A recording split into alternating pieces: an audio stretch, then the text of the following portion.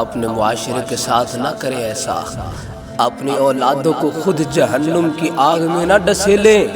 حضور کا فرمان ہے اگر آپ کی اولاد 12 سال کی ہو جائے اس سے نماز کی طرف لے کر آؤ، اگر نہ آئے تو ان کو ڈانٹ کر لے کر آؤ، اللہ اور اس کا رسول نہ ناراض ہو جائے کہیں، ان کو ڈانٹ کے لاؤ نماز کے لیے۔ اگر آپ یہ کام نہیں کریں گے تو یاد رکھنا کل قیامت والے دن آپ سے حساب ہوگا، آپ کی اولاد سے حساب نہیں ہوگا، آپ سے اس لیے سوال ہوگا، اس لیے آپ سے حساب ہوگا کیونکہ آپ تو بچوں کے والدین تھے نا، آپ نے ان کو تربیت کرنی تھی۔ بیٹا جو کچھ بھی ہے نماز میں ہے، نماز پڑھا کرو۔ آج ہم لوگ پتہ کیا کرتے ہیں، جب صبح اگر ماں اٹھائے تو باپ کہتا ہے ابھی رہنے دو تھوڑا سا وقت ہے سبق جانے میں، اگر باپ اٹھا دے تو ماں کہتی ہے او سون دے انہوں اجے تکر وقت ہے سکول جانے تے۔ او میرے بھائی سکول جانے میں تو وقت ہے، یاد رکھنا آپ یہ وہ وقت ضائع کر رہے ہیں، آپ اپنے بچوں کو آگ میں دھکیل رہے ہیں۔ کیوں؟ آپ اس لیے ان کو آگ میں دھکیل رہے ہیں کیونکہ وہ وقت نماز کا ہوتا ہے۔ آپ نے کبھی نماز کا وقت بھی کہا ہے آپ بچوں کو اٹھائیں نماز پڑھے؟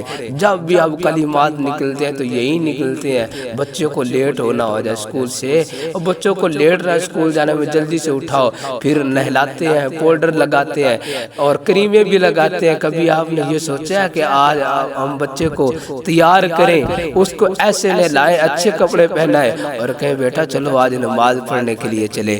ایسا نہیں کہتے ہم، کیوں؟ ہمارے ذہن میں یہ شعور ہی نہیں ہے کہ ہم دین کی طرف راغب ہوں۔ ہمارے ذہن میں تو یہ ہے کہ سکول پڑھے اور اچھی نوکری ملے گی، اور بھائی نوکری کچھ نہیں ہے، یہ تو دنیا کے لیے ہے۔ یاد رکھنا آخرت کے لیے اگر آپ کچھ نہیں نہ کریں گے تو یہ آپ سے سوال ہوگا۔ اور جس نے یہ بات بڑی مشہور ہے، کہتے ہیں جی سارا نہ پڑھا پھر مولوی پھسنا ہے، اور بھائی مولویاں تو پھسنا ہی پھسنا ہے۔ آپ تو یہ بتائیں، میں نے کہا جی وہ کیسے؟ کہتے ہیں جی کیونکہ انہوں نے علم بڑا ہوتا ہے وہ جان بوجھ کے نہیں کر دینا۔ اور میں نے کہا بھئی آپ نے 2 مرتبہ پھسنا کہتا ہے، وہ جو کہنے لگا جی وہ کیویں؟ میں نے کہا وہ اس لیے کیونکہ آپ کو اللہ نے وقت دیا تھا علم دین حاصل کرنے کا اور آپ نے نہیں کیا، اس کا گناہ علیحدہ ملے گا، اور جو آپ نے نہ جانے میں کوئی گناہ کیا اس کا گناہ آپ کو علیحدہ ملے گا۔ جو علم دین آپ نے حاصل نہیں کیا وقت ہوتے ہی اس کا حساب الگ دینا پڑے گا، اور جو تم نے جان بوجھ کر گناہ کیا اور نہ جانے میں بھی اگر گناہ کیا اس کا حساب آپ کو الگ دینا پڑے گا۔ اور جو علم رکھتے ہی اس طرح کا کوئی گناہ سرزد اس سے ہو جائے تو اس سے بس اسی گناہ کا حساب دینا پڑے گا، کیوں اس نے علم بھی حاصل کیا ہے۔ تو حضرات کسی پر اٹیک کرنے سے پہلے بندہ خود سوچے کہ میں کیا چیز ہوں۔ یاد رکھنا اگر ہمارے معاشرے میں یہ ضد بازی ختم ہو جائے تو لڑائیاں سب ختم ہو جائیں گی۔